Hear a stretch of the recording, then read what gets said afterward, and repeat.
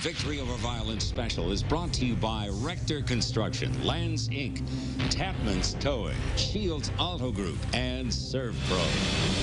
WCIA 3 News, in partnership with Champaign County Community Coalition, present Victory Over Violence Town Hall.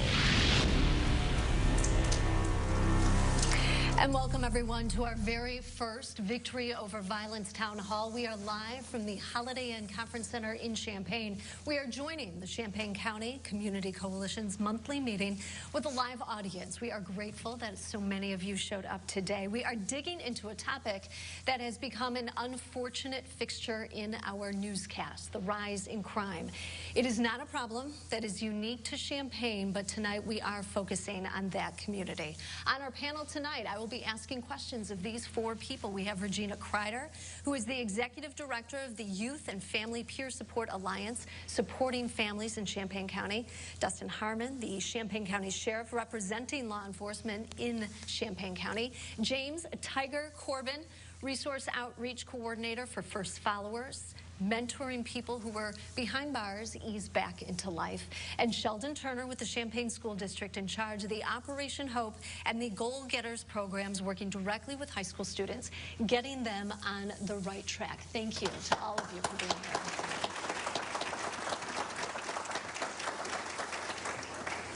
We're going to start with you, Sheriff Harmon. We have heard, right, on our Facebook page, so many people have an idea about why there is this rise in violence. Why do you think it's happening? So obviously this is a very intricate and interwoven reasoning for all of this violence I believe is going on right now, and it's multifaceted. So, you know, there are, you know, lots of problems out in the community as far as Facebook is, for an example. You know, we've had several instances before, and I would kind of, in some instances, say immaturity in some, you know, in some cases, where we're seeing feuds by somebody sees something on Facebook and then they're upset about that, and instead of having a productive way to get out their aggression, then they turn to a violent way. You know, we've seen several instances that would be a contributing factor to the violence we're seeing in some cases. And that's what the state's attorney, Julia Reitz, has told us. It's not necessarily gang violence, but it is these social media beefs or relationship issues. And back in the day, maybe people would use their fists to come to some type of resolution, but because there is such easy access to guns, they're using weapons. Sure, and you know, the thing we're seeing is that it's not just one instance that happens. There's a lot of retaliation that happens back and forth, which just really it keeps the cycle going. Now, James, you are on the other, have been on the other side of law enforcement. You have done time.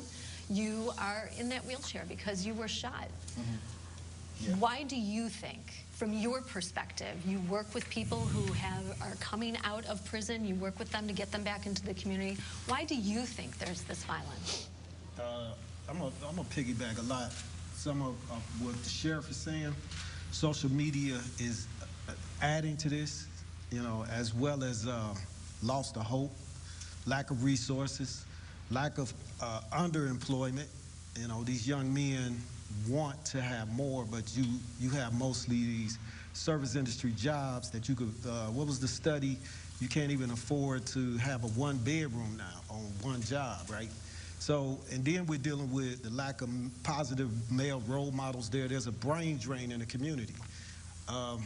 Over-policing has done a lot of this, you know, nothing against you, Sheriff, but over-policing has done a lot of this, and we tried to lock our way out of this, lock our way up out of this. And all we did was put people behind bars, spend an exorbitant amount of money, and now there's no father in the house. So who does this young man get to talk to? And then there's a lack of reflection in the school district. As a young black man growing up, even in Chicago now, we did have black teachers there, but not a lot. Now down here is mostly white, middle class, women. So who is this young man? Who do he see himself as? So a lot of them look into these negative figures like these rappers or an NBA player. There's no reflection there. So all these things are attributed. Then we're talking about trauma and loss of hope. Now, like you said, I got shot. I did not, in the beginning, I did not see myself living past 25 for a while. So when I made to my 24th birthday, that was like a big celebration. Now, that right when that happened, a week later, I'm at Northwestern Hospital with a bullet in my back. Was that an accident? Did I cause that? Or was that something that was foreseen? So they're seeing the same thing. You know, these young men, these young individuals are not dumb. And COVID has only made this worse. It's exacerbated the problem, and they don't see any hope or future. And then once this thing starts, it's hard to stop it. It's contagious, just like what the sheriff said. It's like a virus. And you called it a twisted perspective on manhood. Yeah, it is. It's a false narrative. A lot of them sort of adopt it because, again, there's no figure there. So they figure that, you know, getting shot, that's like a badge of honor. Going to jail, that's like a badge of honor. But it shouldn't be that way, you know. To some degree, that's like, don't mess with me. Being known as a shooter is something that's respected in the community because this young man is fearful. He don't want no one to bother him. So someone is being known as a shooter, they say, well, don't mess with him, that's a shooter.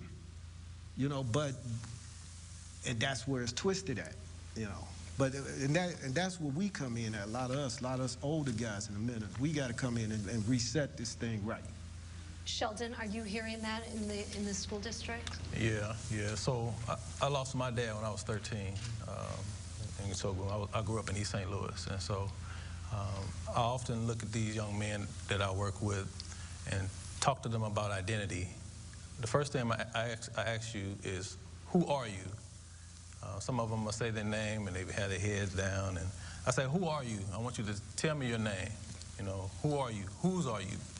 And so, you know, the identity, learning the identity is a problem for a lot of them because they don't really know who they are. And if they lose the father figure or, you know, the man in their life or somebody that's a role model or that first man that they have seen or get to know, and they don't have that, it becomes an identity crisis that they don't really figure out who they really are.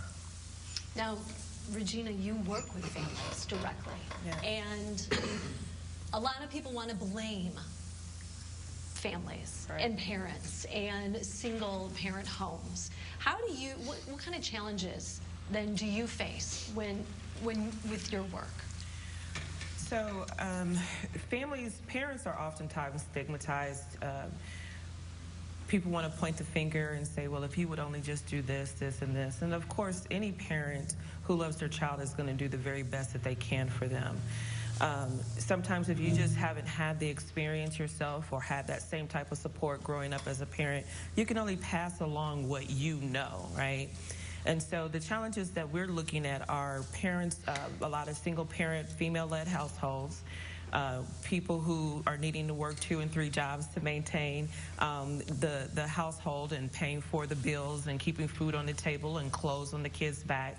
And so they may not be as present, which is not something that they have any control over, because if you're not taking care of your kid, then you're looking at losing your kid to the system. So it's a catch-22.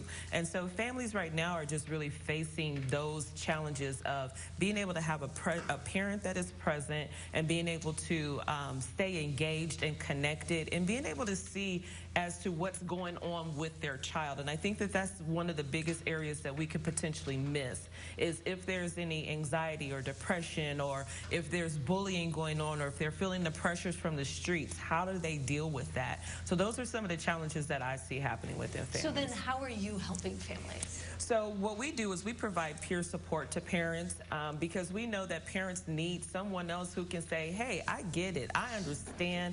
I've been where you are. Let me be there as support for you. Because what ends up happening in these types of situations is that parents can begin to feel isolated, feel alone. And so when we come along, we're there to say, let me walk this path with you. Whatever it is that you need someone to go to the doctors with you, we'll do that. Go to court with you, we'll do that. If we need to help identify resources or just have a listening ear, it's an emotional support. Someone else who has lived experience, that has walked in those shoes, and I can identify with what you're dealing with. I can identify the feelings, I can identify the experience, and there is nothing like someone else who gets you, who understands why you feel the way you feel. And James, I mean, you are a model for that. You are trying to tell them, don't be where I was. Yeah, we push that narrative. Especially with First Followers, all the other groups I work with, we push that narrative to, I'm not going to allow you to come down this road. So we act as a sentinel, right? And show them a different way and get them some direction. A lack of direction is something else that's missing. Like, Regina was saying, we got, I was a young parent. I was only 16, I became a parent. I'm not ready for that. I mean, who's ready for something like that? But, so you got a kid raising a kid, so the adult or the parent is learning as the kid learns. So it's a lot of other factors to this, and I'm pretty sure Sheldon know a little bit more about that than I do, but yeah, we wanna block that. Yeah, Sheldon, what are your groups doing? Yeah, so how I deal with trauma, and for instance, I got 5 brothers. If one of my brothers gets shot and killed, how I deal with that may be different from how somebody else deal with that. Especially if you're a young black male.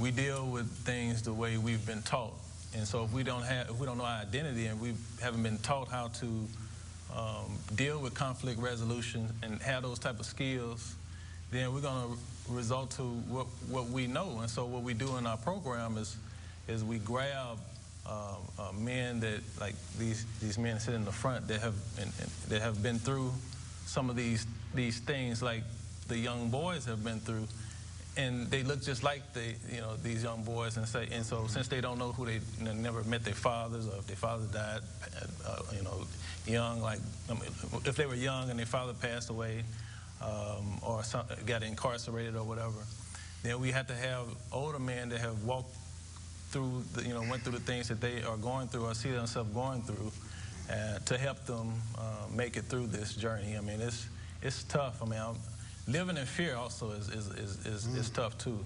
When you live in fear, you've seen the movie Fear. If you live in fear, it's kind of like you got to do whatever you need to do to survive. And so surviving for a 13 through 17-year-old nowadays is not how it was when we were coming up. He said live in fear, and you all went, yep. Oh, yeah. Mm-hmm. We hear that. Yeah, fear is real.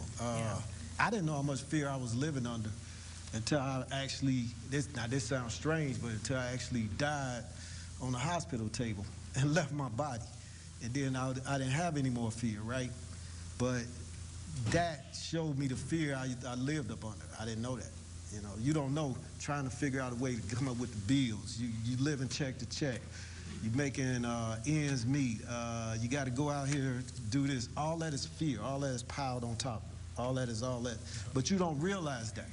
It's like just being in the water, and you don't know that the pressure is on you that heavy until it was gone, until I was released. Right. And then when I came back, I didn't feel it anymore, and I recognize it now. I know it, and I say, okay, I know what's going on.